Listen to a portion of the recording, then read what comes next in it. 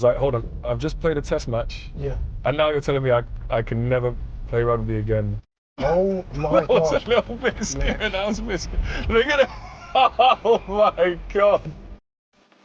Oh! Bro. Oh! Bro. Oh! No, because that one was a bit more out of control. Mate, what's going on, man? How you doing? I'm very well, thank you. Good to see you. Welcome to Land Rover Experience London. Thank you. Have you got any off-roading experience? None whatsoever. You're quite assassin on the pitch, and you're quite off it. So maybe not everyone's aware of your story, but take you back to 2022. Basically, in 2022, I had open heart surgery, which is, I always say it, and I think it's crazy because it is. Yeah, it is crazy. But the way that I kind of went through it was kind of a bit blasé about the.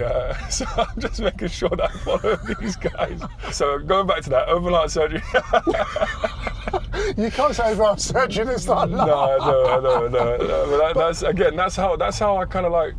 I take things because I'll be honest with you, it was difficult. So in 2021, the Cry screening people who do an amazing job for us, they come in every 2 years. You have your heart screened. They basically did an ultrasound of my heart, and they found that my aorta was dilated, which is basically, your aorta is the main valve that takes blood from your heart to the rest of your body. Yeah. And basically, if that's dilated, there's a risk of it rupturing. The first two specialists were like, no, this is not good. You need to have a valve replacement.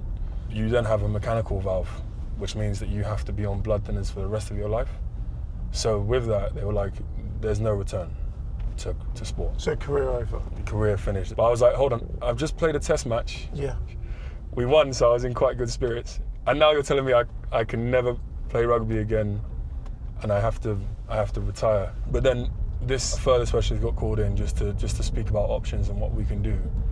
And she was like, basically, I have this guy called Kona Austin, who was the eventual surgeon that did my surgery for me, and he has this revolutionary surgery that has changed the game for people with aorta problems. I was like, yeah, get him on the phone, please. Yeah. It was interesting because the surgeon was like, you're going to be my guinea pig. You're going to be my guinea pig because no one's ever done this before.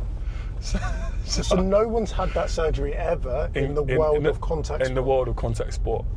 In the world of contact sport until I did it. So he didn't even know how it was going to go. He was just like, listen, let your breastbone heal and then let me know how it goes. He said, generally speaking, it will take about 3 months for your breastbone to heal. Wow.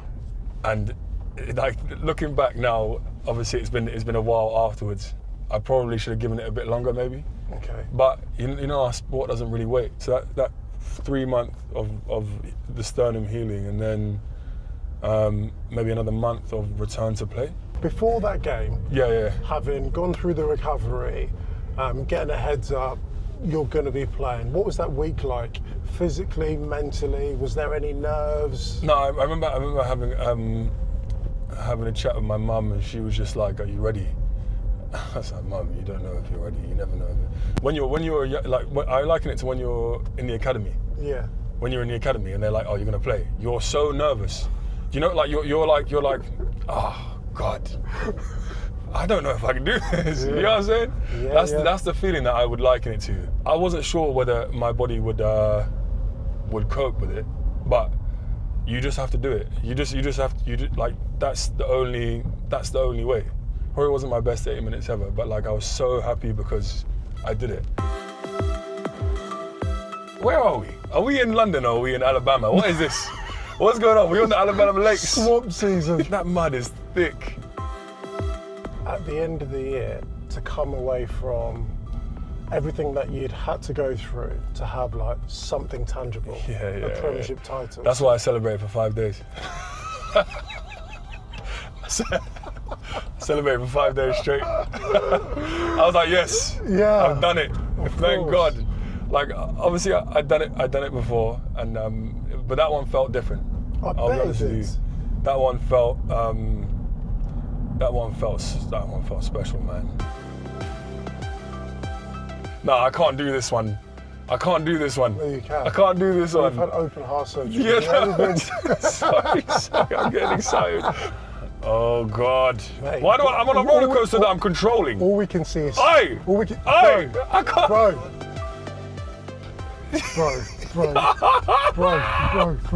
Wait! Bro. What? That's silly, isn't it? Like that.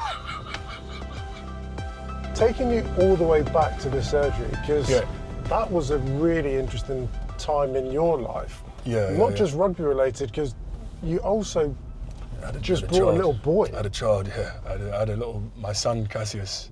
Because you weren't able to carry him. I wasn't able to carry him maybe until he was about 6 weeks old. What was that like? That was tough. And a lot of like, I'm not gonna like, it probably sounds maybe selfish, but he helped me so much to just keep going, keep motivated, keep pushing, because you know you want to make him proud. And literally from the minute he was born. When you're going through it, like you question like, why me? Like But then when you do go through it, you almost become grateful for that experience. Is that the perspective that you have now? Yeah, like gratitude, because like, again, it could have been taken away from me like just straight away, like in an instant. And it's obviously it's a scary feeling because you feel invincible. But to be told that you might not be able to do it again, it's scary. You don't want to accept it, but you do have this new sense of gratitude. But I've never wanted to be like to be a victim. I'd rather be someone that overcame something and then helped other people. You work hard, you give 100% into everything, which is great. But you've used that same determination and skill set to overcome something which you initially told you'd never be able to overcome. And so it's been a little bit like today. There's been our ups, there's been our downs. But ultimately, we've managed to, not always, keep our wheels or feet on the ground, which is great. Thank you so much for sharing. You've been amazing. I appreciate it, man.